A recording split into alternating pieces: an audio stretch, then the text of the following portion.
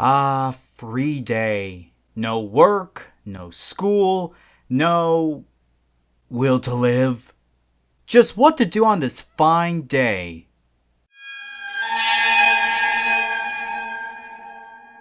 How'd you get down there? Oh, I guess I could watch season 11. I haven't checked it out in a while, and I've never actually owned one of these before, so who knows? One eternity later. Oh! There I am!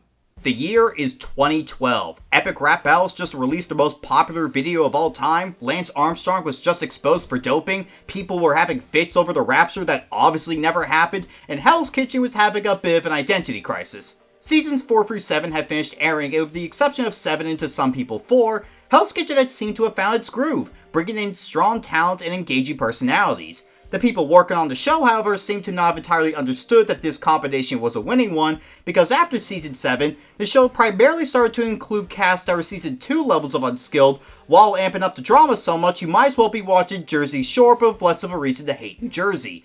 Having Elise all over the season in Season 9 and having Kimmy rap in Season 10 didn't help matters, and as a result you have 2 seasons that for the most part aren't remembered all that fondly. In spite of that, Hell's Kitchen was still evolving with every season. Season 9 bumped up the contestant count to 18 chefs while having 16 episodes per season, a combination that would become the norm for future seasons with some exceptions. Season 10 would keep 18 chefs but bump its episode count up to 20, meaning we had to deal with more cliffhangers and more time was spent with chefs that are about as fun as measles. Fortunately, much like the seasons before it, the show aired 2 episodes a week, meaning that it could have taken 5 months to air its entirety, instead ran roughly 14 weeks. Not only that, this season did produce the most successful winner to date in Christina Wilson, so it's not like the season wasn't successful in spite of its many flaws. But the writing on the wall was obvious. The previous few seasons were not living up to the golden age of Hell's Kitchen, and a big change was needed. Maybe the show could have chefs that have both personality and skills to make for a truly unpredictable season. Maybe the show could find a way to make the rewards have an effect on the show instead of giving an excuse to see the red team in their underwear. Maybe this next season could be its best yet.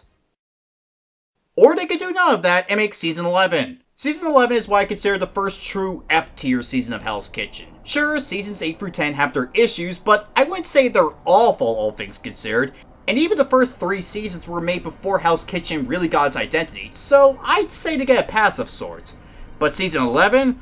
Oh no, it does not get that excuse. Watching Season 11 is like hearing a bump in the night when you're trying to go to bed. You wake up interested for a moment before realizing nothing is happening, repeat the process until morning, and by the time you have to get up, you'll be wanting to stab the first person that even looks at you funny. Why is that? A notoriously awful blue team, a painfully mediocre red team, Ramsay coming off as incredibly self-aware of his reputation that becomes almost cringeworthy, cliffhangers that pad out the season to an almost unbearable extent, and several cool ideas that are introduced but then dropped like an unwanted baby. Essentially, this season's like a Cybertruck. All these little features, but barely any of them are of any use. I'm not gonna lie guys, the very idea of ranking the Season 11 cast nearly made me want to skip over the video entirely and claim it got lost in the void like all the other video ideas I had, or even call it quits on a ranking series.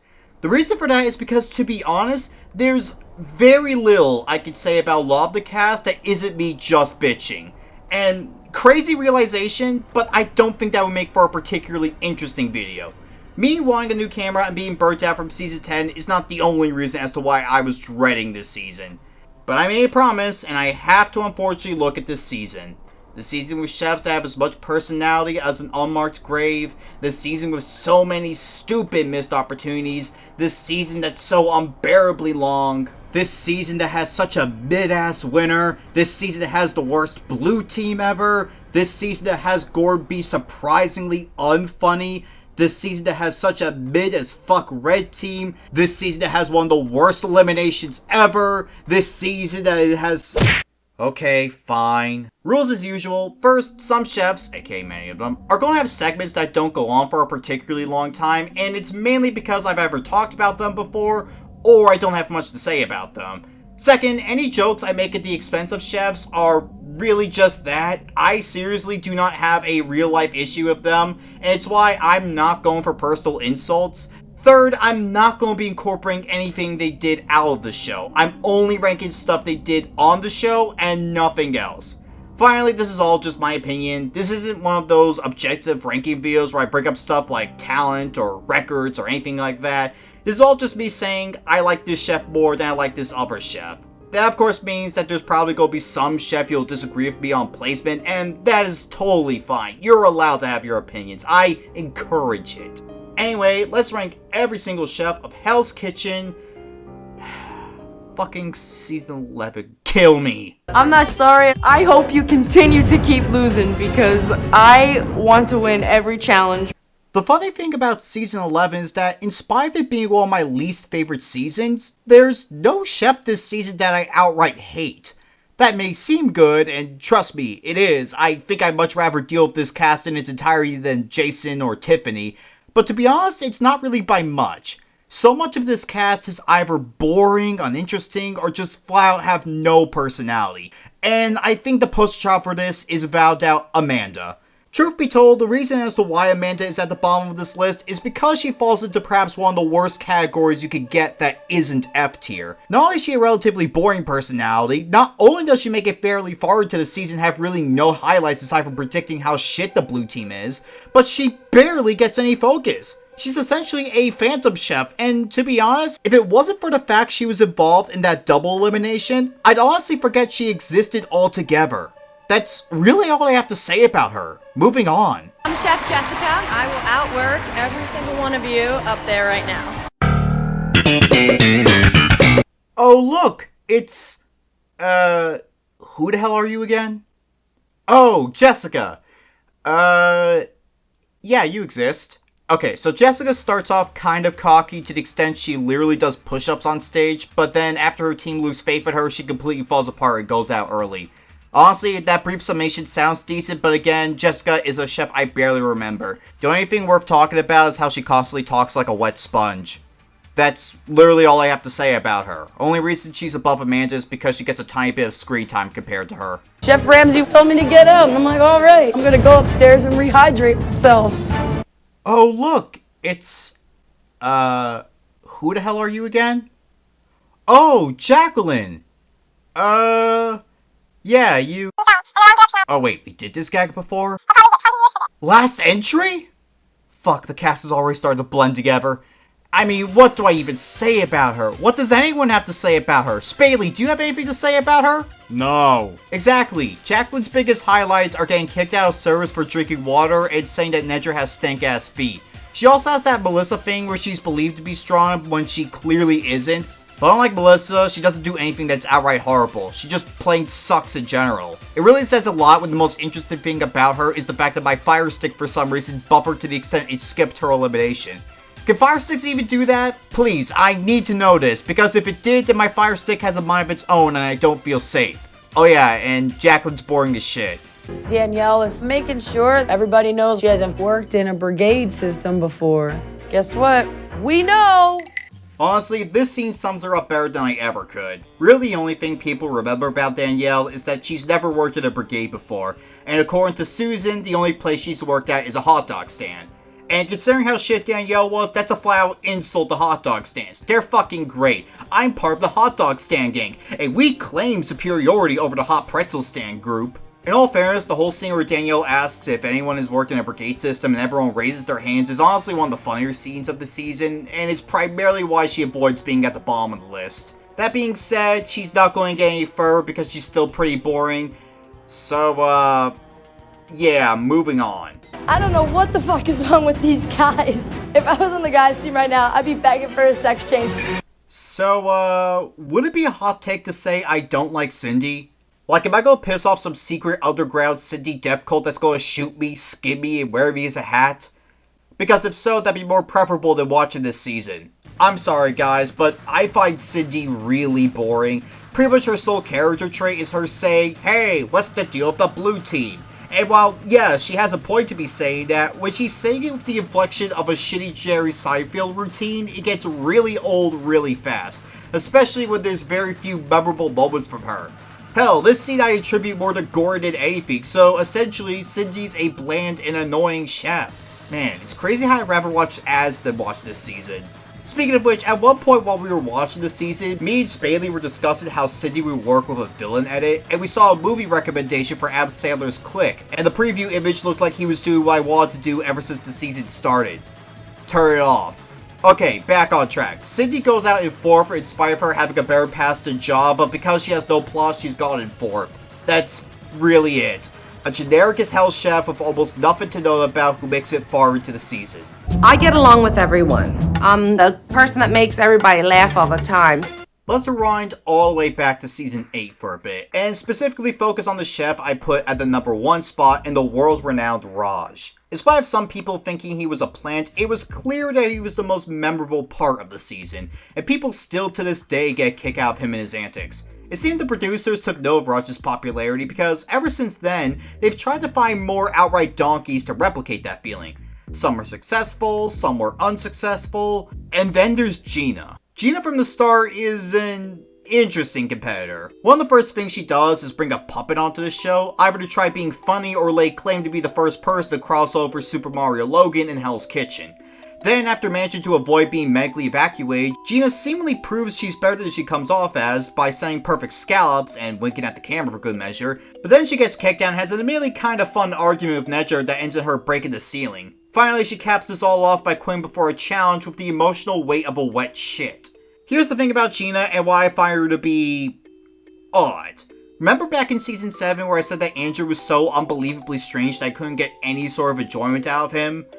Well, Gina is sort of like that, as well as trying way too hard to be Raj. I know that's a stretch, especially considering that the whole puppet thing is at least played straight from what I've seen, but when I watch Gina, I can't help but make the comparisons. To make matters worse, unlike Raj, who despite being insanely weird still manages to be funny, Gina I just find too bizarre to get any humor out of her. To me, Gina is like watching old videos of you trying to be funny. It's awkward, annoying, and it feels like you just walked into a conversation you don't know if you should be a part of. That being said, the main reason as to why she's up this high is because while she does have a myriad of issues, I wouldn't say she's uninteresting, which is what the other chefs I've just talked about are. I'd rather have a chef that confuses me above all else than a chef who does absolutely nothing for me. Unless you're Andrew from season 7, in which case, boring is good. Hey, I'm a Boston guy. I had my Bill Buckner moment. I froze at a big time, but I didn't get my second chance to fight, which really pissed me off. Chef Ramsay made a big mistake by getting rid of this Boston guy. Christian is someone I've always found to be particularly tough when it comes to really nailing down my thoughts on him. One of the reasons as to why that is because despite being eliminated rather early, Christian has a fairly noticeable personality, being the most New Yorker sounding fucker I've ever heard while also cosplaying as Paul Niederman.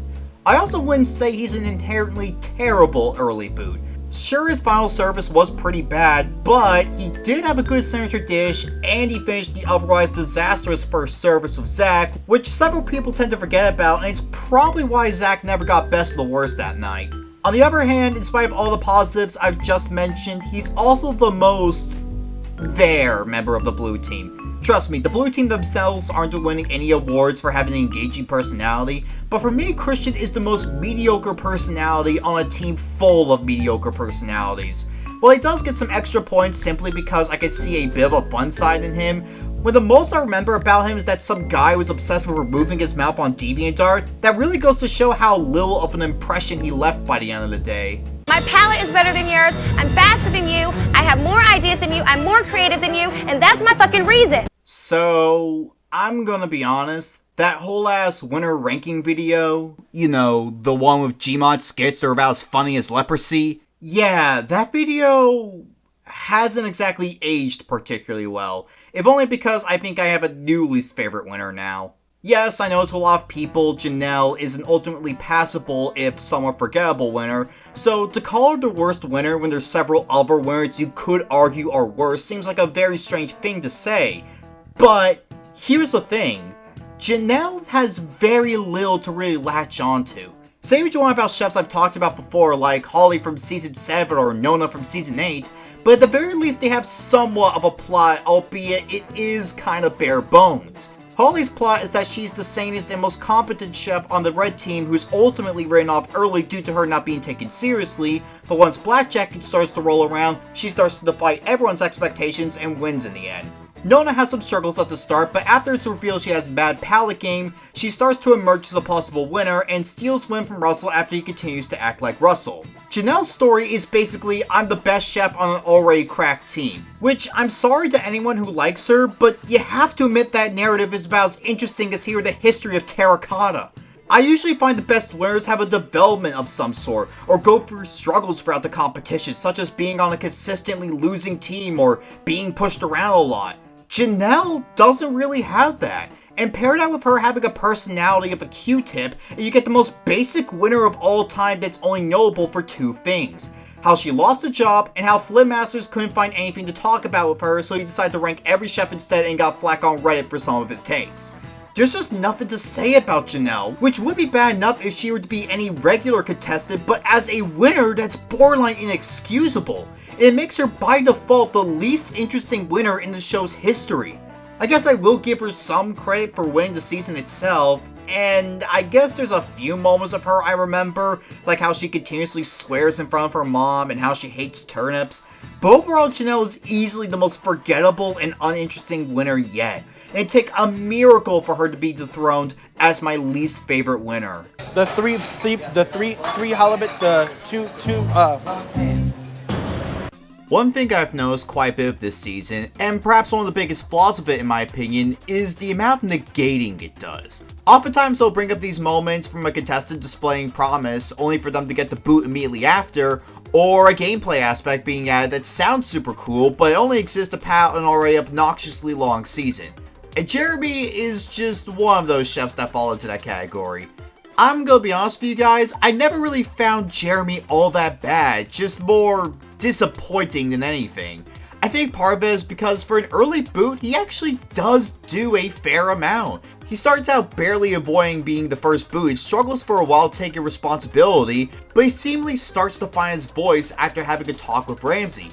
Although, all it really boils down to is him giving instructions on how to deliver a baby. Man truly is king of the side quests. That being said, much of Jeremy's run is defined by negation. It's not nearly as bad as others coming up since, well, he's not very good in the first place, but what I mean is that every single time he seems to be trending upward even slightly, he immediately comes crashing back down. He claims to have found his voice, but lasts for about one episode before he goes back to being unable to talk. He has a admittedly kinda badass moment where after going to the hospital, he rips off his medical bracelet and says let's get to work, before it's ruined by saying he just needs to eat more. Even his moments where he's struggling to repeat an order get ruined because I don't think it's funny to laugh at a former stroke victim. And the cream on top is that after he seems to be getting slightly better, he brings up a sample plate which somehow manages to be the second dumbest decision a contestant has made this season and gets booted from the winning team. His whole run isn't even a one step forward, one step back sort of deal, it's a one step forward, one long way down flight of stairs. And it's why he kind of falls into the disappointing tier. He gets points for not being boring, but at the same time, he's not exactly phenomenal. Are you kidding me? I got no time. It takes me a half hour to do my hair.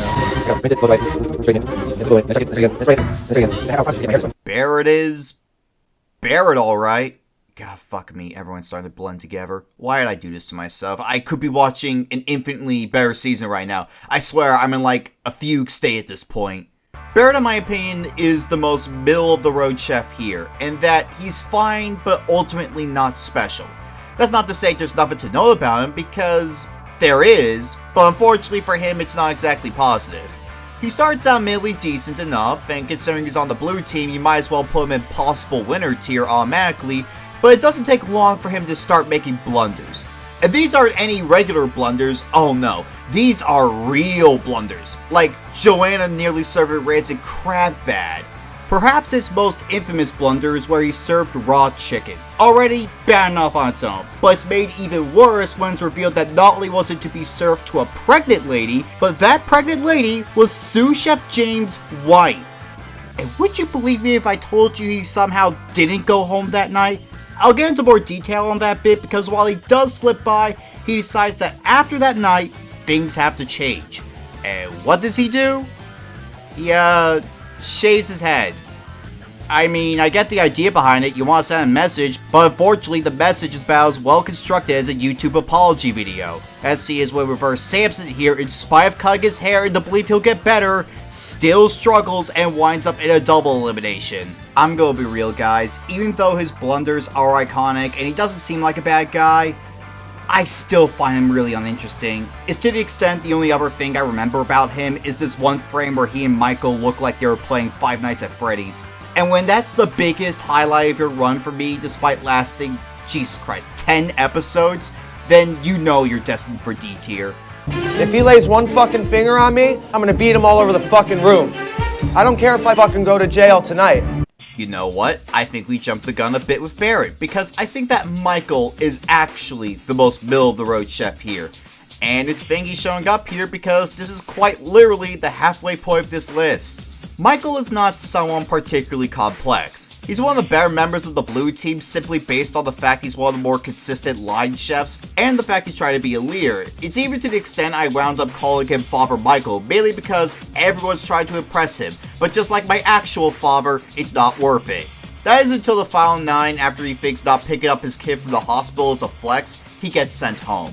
Again, not complex, really simple, that sort of thing, and that's where I would leave it. Except for his interactions with Dan, which is where I feel he's as most interesting. This whole rivalry he has with Dan is the main reason as to why he winds up this high on the list. And to be honest, I don't know if this is because of Dan himself. Whatever the case, we actually get to see Michael have more of a personality outside of guy who's gone to line number 4 and actually have a rivalry with Dan. And this would be where I talk about the paintball reward being his most memorable part of the season, but guess who actually targeted and had confessionals? It's Barrett! I mistook Barrett and Michael throughout so much of the script writing process, and they don't look anything alike! One looks like my math teacher, and the other looks like he's got hairstyling tips from a lionfish! Hell, they're even standing next to each other in this frame, and yet I still attribute it to Barrett for some reason! This season is literally gonna drive me insane! Yeah, gonna be real with you guys, even with that whole Dan interaction, Michael is still meh as fuck. You're blonde too, Chef Ramsay, so what does that say about you? Welcome back, ladies and gentlemen, to the entry on the list where I say a chef was probably the hardest to rank on said list because we can't help but keep finding these. And today's recipient is Susan. I think a lot of the reason for that is because I think Susan is a bit of a mixed bag for me. For starters, Susan is much like the majority of this cast in that she's not a particularly interesting chef. I mean, when your biggest rival throughout the season isn't even a person, but lamb of all things, then it really says a lot about the ceiling you have. That and the fact she got jump scared by Jason Voorhees in a samurai suit. By the way, I'm not kidding, that's actually Richard Brooker in that suit, aka Part 3 Jason. As someone who loves the Friday the 13th series, not gonna lie, coolest guest appearance in Hell's Kitchen. Oh yeah, Susan. We have to talk about her. Would it actually be a hot take to say I don't mind her that much? Even to the extent she's like a solid D+? Like, don't get me wrong, she's still nowhere close to top tier. In fact, I'd say she's a pretty low D tier, only being out Smurf and Woman Beater, but let me explain. For one, she actually does have a bit of a narrative where she's looked at as one of the weaker chefs of the season and has to fight her way into the Black Jackets. And for a culinary student, you have to admit that while she is one of the weaker Black Jackets, it is impressive she outlasted so many chefs and made it in the first place. Plus, I'm gonna be real, there are these quotes she has that I think they're a bit charming, I'm not gonna lie. Still though, she's not an incredibly interesting chef, and the fact we're at number 9 and saying that is so fucking depressing. We're going down in flames. Titanic ain't got shit on us. Ooh, now here's someone I'm sure some people are surprised to see up this high. Give me the embodiment of someone who smells his own farts, and you get Zack. Zack is an interesting chef when it comes to reception for one particular reason, and it's that while he's the same person through and through, he's surprisingly divisive. Not in the sense that someone like Sabrina you could root for if you saw things from her point of view, but in the sense that no matter how you look at him, there's no alternative way you could interpret him. He's just Zack, the most open book since the dictionary. He's arrogant, he's loud, he's got such a hard-on for himself that I'm surprised you couldn't see it poking out from underneath his jacket. Zack is, for all intents and purposes, the main villain. And he's a very hit or miss villain for me. On one hand, I have to admit he has some good moments. Some of his confessionals are genuinely pretty funny even if he's shouting most of the time. Him sassing Nedra in the final 8 was really funny and probably my favorite moment of him. I love the whole Grant Banks arc even if it's really strange. And while this did lead to him thinking he was hot shit, him finishing the first service while ill was impressive. Plus, I'll admit, he's a kind of necessary evil when it comes to the season, as I think without him, I don't think the third core of the season would have been nearly as entertaining. Not that it was entertaining in the first place, but Zack gets points for me not wanting to curb stomp my dog. That being said, as funny and entertaining as he is, he can also get really grating on occasion. And considering it lasts for about 16 episodes, by getting grating on occasion, what I actually mean is that he gets grating a lot. Sometimes his confessionals cannot be that funny and more loud than anything. Sometimes he'll act like a dick and not in the fun way. And perhaps the biggest sin against him, how he inexplicably survives over Anthony in the final 7 despite having every reason to go home. I still can't believe it. I know we don't need to retread dirty water, but just note... To sum up, Zack is like a Domino's pizza, in that when they're good, they're really good, but when they're bad, oh boy, are they bad. Bring it on, I'll make you proud of me. Let's cook some more shit here. I mean, not shit, excuse me. Ray is, Ray. And I feel like that's where I should end it, but let's keep going. Hell's Kitchen's oldest chef in the competition at 51 years old, I feel like Ray from the start is one that I'm certain a lot of fans didn't exactly have high hopes for. I mean, yeah, Elsie, Clemenza, and Petroza exist, but at the same time, Polly, Dawn, Steven, and even the aforementioned Gina exist. What I'm saying is that older chefs usually don't have the best time in Hell's Kitchen. Ray kind of subverts that, but at the same time he doesn't. The best way I can describe his run as a whole is shaky, in that I can recall a few times he's had some genuinely great performances, but I can also recall times where he just flat out sucked. This even applies to his run out of the kitchen, although it does lean more on the positive side for me. For the most part, I'd say that Ray is likable. He's kind of bumbling and a bit foggy, meaning he'll be a frontrunner in the next presidential campaign, but he's kind of charming. He's like that grandpa who you can tell doesn't really understand what his kids are up to, but he'll try to get it. Really, the biggest shot against him is his beef with Dan, where he refused to let Dan help out on fish one night and told him to grab his tampons, which...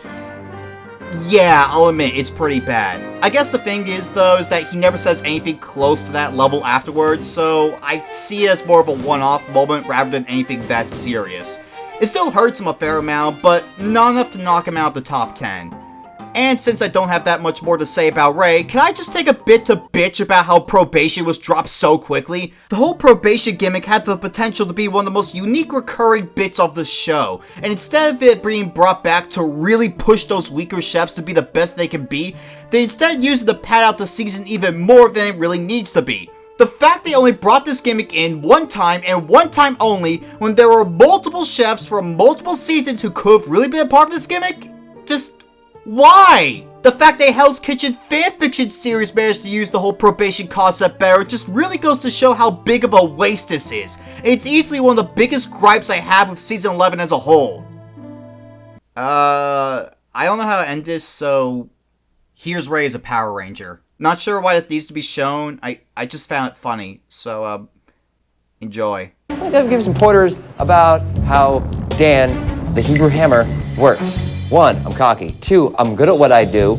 I'm also awesome. Back in Jeremy's entry, I talked about how this season does a lot of negating, where it either shows a contestant showing some promise only to get the boot right after, or be barely brought up again, leading to several chefs falling into the disappointing tier. Now, Jeremy only kind of falls into this tier simply because he still sucks at the end of the day, but if I could point to anyone at all who would be an even better recipient of this, it would definitely be Dan. Dan is one of the more interesting chefs of the season for a few reasons. From the near start, he's shown to be cocky, rude, and borderline insufferable, constantly rubbing his skills in the face of everyone and pissing off people in the process, especially Father Michael. In fact, he's such a dick that not only does the team pull him up whenever they can because they're that sick of him, but Ramsay actually eliminates him for being a dick. I mean, that's almost unheard of.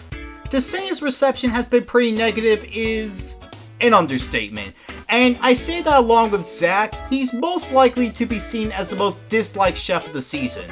The thing is though, for me, I actually don't mind him that much because as cocky as he is, he's not wrong on a lot of things. Dan's run on Hell's Kitchen is a tragedy, because aside from being stuck in Season 11, he's stuck on a team that is unwilling to give him a chance because they don't like him. Now, would I say that Dan didn't deserve this? Not at all. Like I said, he was a douche, but he was a talented douche, one that I think deserved to make it decently far. But nope, he just goes home to Final 14 over Barrett because he's an asshole. Again, I get the reason for Dan's elimination. He's not tempted to change. Then he should go home. But for fuck's sake, don't send him home when he just came off his best performance and the extent of his fuck-ups came down to burning a pizza. It just doesn't make any sense, and I have a feeling that Dan's boot was regretted, because why bring him back when he was gone this early? At least in someone like Joy's and maybe Richard's case, you could understand why they didn't come back. But Barrett and Jacqueline, you can tell they were skipped over so Dan could fuck up in Mary's finale. But you really want to know why he's up this high? Why he's in the top 6? It isn't because he's a ray of sunshine, fantastic cook, or even a frontrunner. The reason as to why he's up this high is because he's just interesting. He's someone that reminds me a lot of Sabrina from Season 8, and that they're kind of a dick, but they're not wrong a good chunk of the time. And this alone makes him more interesting than about 60% of the cast. Hell, for the most part, the blue team isn't even that interesting in the first place. Dan's existence at the very least gives the blue team more of a personality than losing all the time.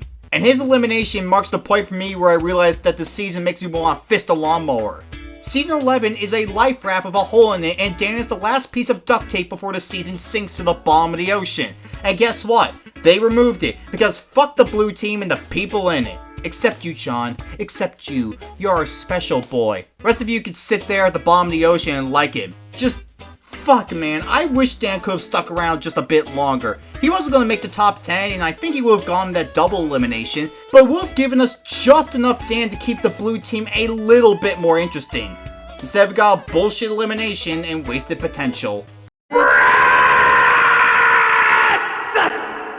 I'll admit that throughout this whole video, I've been pretty harsh on the red team. I mean, the bottom 5 of this list are all members of the red team, and if you've been paying attention, 8 out of the 10 chefs on that team are in D tier. The reason for that is because most of them are really, really boring. And to be honest, I'd go as far as to say it's one of my least favorite teams so far. That being said, there are 2 exceptions to the boring rule, and we're about to talk about the first one right here.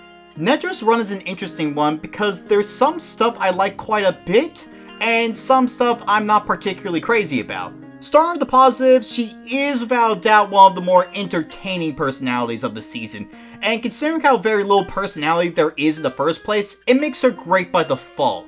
There's a reason as to why so many fans love Nedra's confessionals, and I personally argue she has the most consistently strong confessionals of the season. Even aside from that, there are these other moments from Nedra that are just fantastic. Like her argument with Gina after the first service, to her friendship with Susan that's admittedly kinda nice, to her standing up for Mary. She has good moments. If we're simply going by this cast and this cast alone, I'd say that Nedra is as close to be finding a chef that I actually like, or at the very least have appreciation for. On the other hand, she's someone that I often find myself comparing a lot to Zack, in that they both have their moments of being great, but they can also be really annoying. Although Nedra is not as close to Zack in this regard.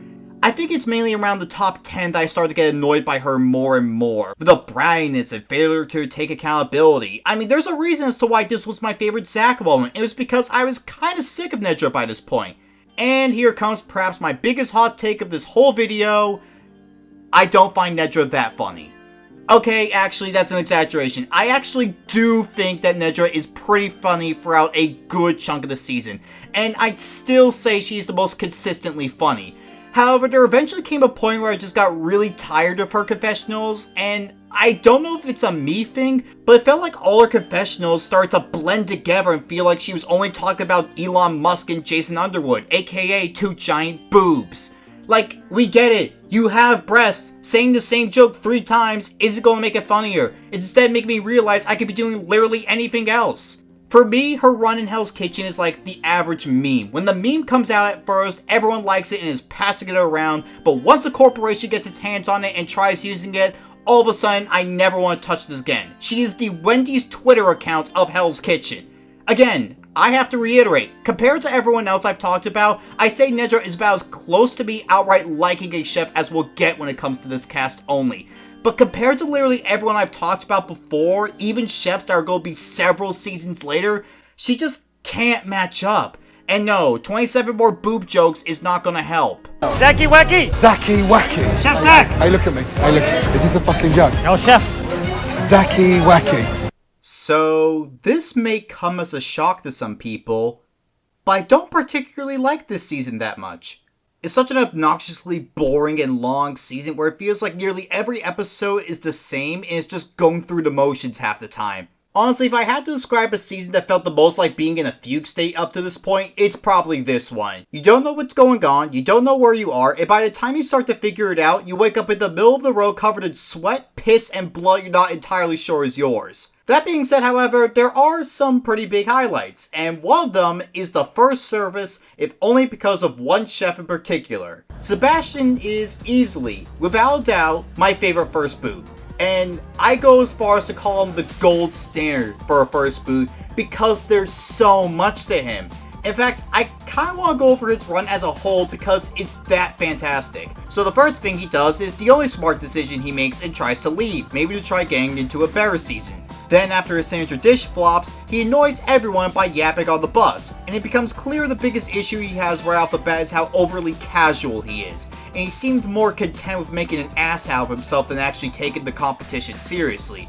Perhaps the biggest example of this is his one and only service, where he gets kicked out after saying Zacky Wacky. Keep in mind, last season saw Brian speaking Spanish and calling himself super horsey or something during a service, and yet he didn't get kicked out, so all I have to assume is that Zacky Wacky is some subliminal messaging for some creepypasta type shit.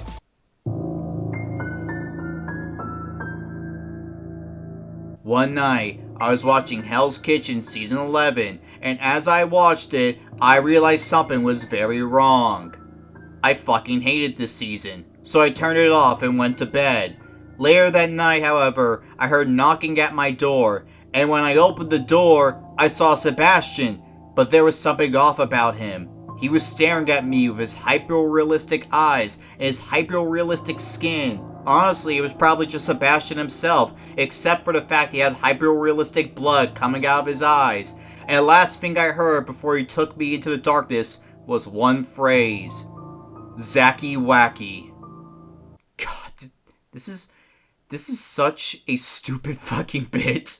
Anyway, after he gets kicked out, you expect him to stay in the dorms and hope not to get sent home, but then he tries to return multiple times, which is the equivalent of walking straight into a double-barrel shotgun. The second time in particular stands out because he comes in at such a bad time. I swear, I was expecting Gordon to leap across the kitchen from a standing position and start clawing at Sebastian like he's a hunter in Left 4 Dead. Anyway, after the second time he does this, which is why I put his returning multiple times over Jeremy's blunder of the sample play as a bigger mistake, he's sent home, but not without setting a record of getting kicked out of the kitchen 3 times in one service.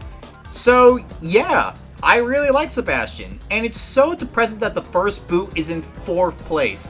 Hell, it's even a shame he was here in the first place because he tricked me into thinking this season was going to be goated. He's like a siren that he's entertaining, and his boot episode is admittedly one of the best episodes, but all that leads to is a season I'd rather wait in line for. What for? Nothing. I wait in line for nothing. I'd stand there in the burning hot sun for nothing. But I wait in line for you, Sebastian. Just don't call me Posse-Wassy. But of course, that's not the challenge. No rewards for Anthony. Ladies and gentlemen, we made it. We finally made it to a chef that's actually an A tier. And it took us 17 other chefs and over 30 minutes to get there. Wow, in that time I could have sat down and watched Brown and Jermaine try to identify surf and turf several times over and made an analysis on why this was the greatest scene in the show's history. Maybe I'll do that one day, probably not. But until then, we got the next best thing in Anthony. Let's get the obvious highlight out of the way. Anthony is easily the king of confessionals this season, and to be honest, while I do like Nedra's confessionals, I'd still say Anthony's I prefer just a little bit more. I just love snarky confessionals, and the fact that Anthony's quotes are Trev levels of good but without the baggage he has makes these quotes extra enjoyable, mainly because he's not saying someone should get shot. Hell, he even gets some highlight time at the start of the season where he not only pulls a Kevin and injures his ankle but powers through, but he even manages to get the blue team their first win in a challenge and help lead the blue team to victory. Essentially, Anthony in the early half of the season seemed to have a genuinely good shot at winning. And herein lies the main issue with Anthony for me. The other half of the season. And while I think out of everyone in this season, Anthony's the one who suffers the most through the negating the season does. I don't know what the hell happened, but it felt like after he helped the blue team gain some victories, he fell off a cliff in terms of relevancy and the season just stopped giving a shit about him. He stops getting highlights in service, he barely shines in challenges. Hell, I don't even think his confessionals end up being that funny as the season progresses. It's like the show itself lost confidence in him and waited till he was nominated and booed him so John could have a storyline, even though he reasonably had all the makings of a black jacket. Also, since Anthony goes out in 7th place, I think it's a perfect time for me to bitch about the pacing, because Jesus H. Jesus, this might be the worst pacing I've ever seen. And I've watched those A24 films where nothing happens until the last 20 minutes or so. Seriously, how do you start with 7 chefs and take 4 episodes to hand out black jackets? Here's how. Have the final 7 compete in a challenge, followed by another challenge, followed by a cliffhanger ending because we haven't had enough of those yet. Next episode, have John win the challenge, only for it to be immunity for the night. And then not only boot Anthony when Zacky Wacky was far worse, but not hand out black jackets, making the whole immunity challenge pointless. Then the next episode, have a challenge in service, which only makes me wonder why last episode wasn't like that. And then boot Zack and still not give out black jackets.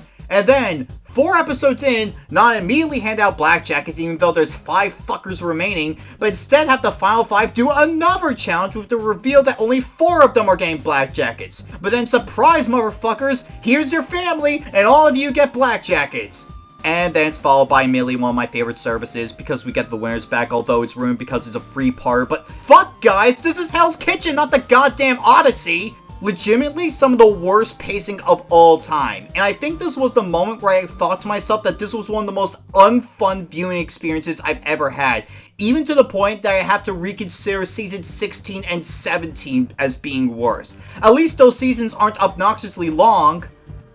Oh, and yeah, I really like Anthony. Shame the season didn't. Time she stares at me like something out of The Fucking Shining. Earlier in this video, I acknowledged there were 2 chefs on the red team that I could say were exceptions to the overall bland red team. Nedra was the first of them, even if I didn't find her nearly as funny by the end of her run, and it's why I have her as sort of a mixed bag. Mary, on the other hand, isn't like that. I will admit that Mary for the longest time has been someone I've never really had a whole lot to say about. I just thought she was by and far away the best part about the mediocre as hell red team, and just left it at that. But now that I've rewatched the season, I can confidently say that yeah, she is the best part of the red team by a pretty huge margin. So the thing about the red team as a whole, and perhaps my biggest criticism of it, is that almost no one on the team goes through any sort of arc. I mean, I guess Susan gets one where she's looked at as one of the weaker chefs, and Jessica does have one where she loses confidence, but the problem is that they're both not particularly interesting plots. Mary, on the other hand, actually has a decent plot. She immediately starts out as one of the weaker chefs of the season, even to the extent she's the last chef to earn her jacket back in probation, and you think that she's running on borrowed time. But she actually isn't, because in the 8th episode, Mary actually has a good service. No, actually a really good service. And while it isn't apparent at first glance, one thing is obvious. This butcher can cook. In spite of having some good performances and being one of the few chefs on the red team who actually acted like they had a pulse, Mary still remains pretty shaky. Hell, she even got nominated in the Final 5 Part 3, so really the best you could expect from her is maybe 4th. Except Mary said fuck that and locked in so hard that it's actually impressive. I mean, I don't think anyone would have expected Mary of all people to be the one to lock in, especially after John fumbled so hard. But guess what? She tore his main character energy from his dead body and locked in and made it to the finals and then lost. In the biggest anti-climax in the show's history. You see why this season blows chunks?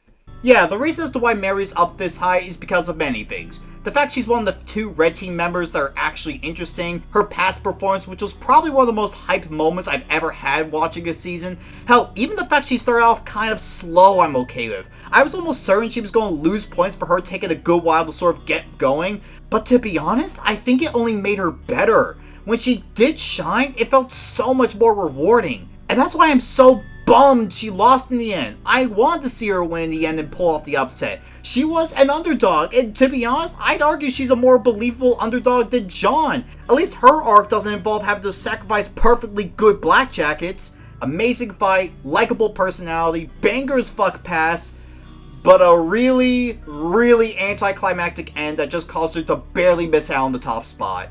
And I think we know who the number 1 spot belongs to, so let's just get it out of the way and put an end to me talking about this fucking hemorrhoid of a season. How come I'm doing all the heavy lifting and I'm the only one that got a point today? Yeah, I'm gonna be honest. There was really no other option on who was gonna be taking that number 1 spot. Anthony tried, hell, Mary made one hell of a break for it, but in the end, John was the true number 1 all along. I don't think much needs to be said about John that hasn't been said before, but here we go. John's run in Hell's Kitchen is nothing short of brutal. He starts out admittedly kind of middle of the road and probably the 3rd best chef on the blue team behind Zack and Anthony, so he's not perfect right off the bat.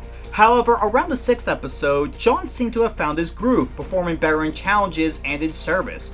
Unfortunately, this correlated with the rest of the blue team getting worse, and this is where we get the main chunk of John's story, the Lone Shining Star arc. In multiple, and I really do mean this, multiple challenges, the blue team would come so close to winning multiple times, with John being the one who scored at least one of the points, only for them to fumble at the end and the red team to win. Hell, there was one challenge where John had the highest scored dish overall, only for the rest of the blue team bums to underperform and give the red team another win. This man isn't even on his Lone Shining Star arc, he's on his losing the will to live arc. But in spite of that, there emerged a pathos of sorts for John, a sympathy. This season was long and boring and took away Anthony when he should have made black jackets, but maybe if John were to defy the odds and win the season against Mid, and Mary, it would be worth it. But he doesn't. In fact, he completely fumbles it on the pass. Like, this man doesn't just drop the ball, he spikes the damn thing and gets himself eliminated in 3rd place. At the very least, it's bittersweet because he does go on to work for Ramsay and he's even made some cameo appearances in some of the later seasons. Now, I know what you may be asking. Opossum, you literally just went on a tangent at how you enjoyed Mary a lot and even went as far as to consider her a better underdog than John. Why is he above her? Well, it's simple. John isn't an underdog. He's the biggest mood this season has.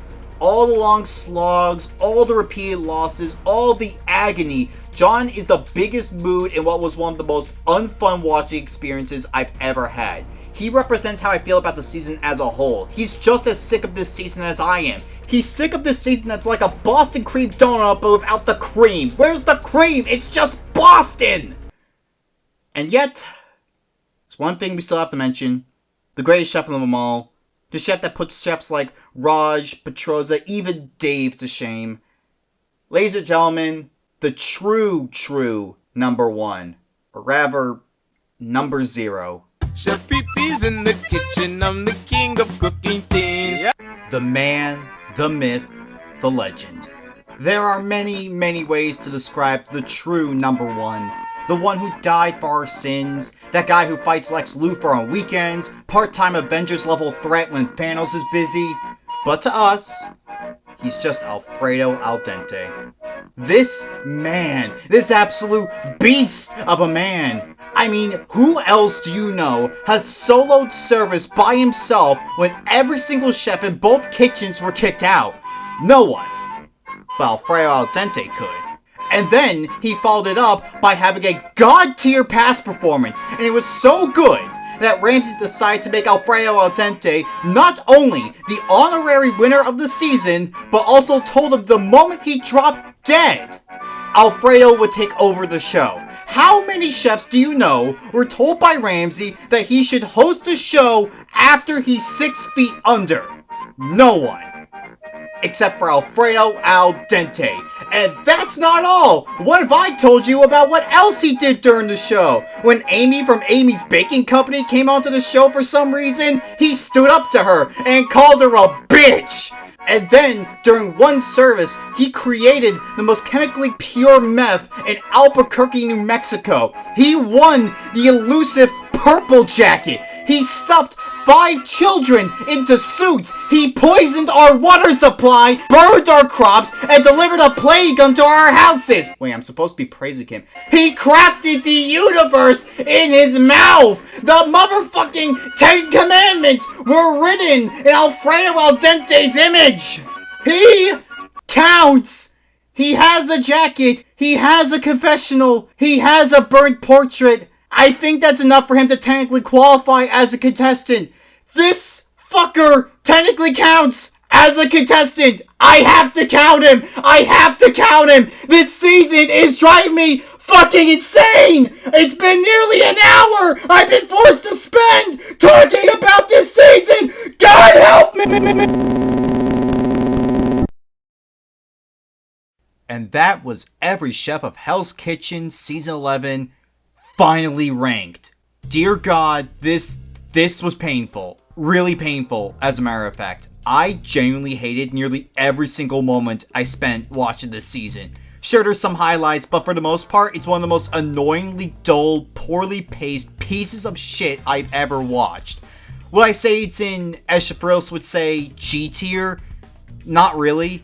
Again, there's some highlights there like John, Mary, and Anthony, and even the chefs that are lower down the list have some pretty good moments, but my God, this season was a chore, and I'm glad to finally be done with this season.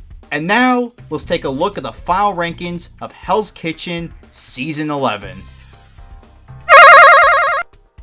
And that's it for me. If you like this video and want to see more like this, feel free to like and subscribe, and I'll see you in the next video. EternalOpossum.